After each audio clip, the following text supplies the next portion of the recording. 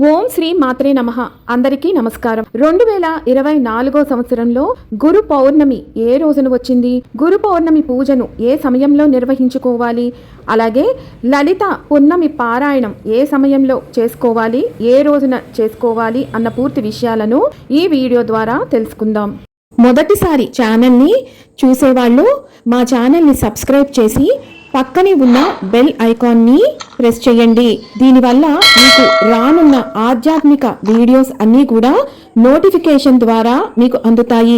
అలాగే మీరు ఎటువంటి వీడియోని మిస్ కాకుండా చూడగలరు. మా వీడియోస్ మీకు నచ్చినట్లయితే లైక్ చేయండి, షేర్ చేయండి.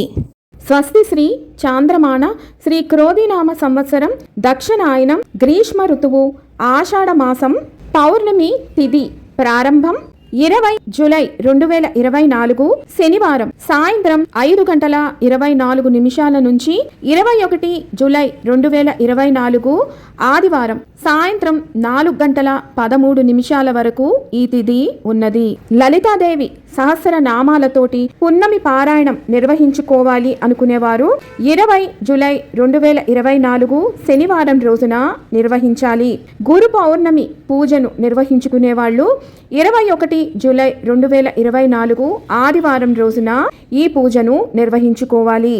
ఈ రోజున నక్షత్రం ఉత్తరాషాఢ రాత్రి 1:56 వరకు ఉన్నది.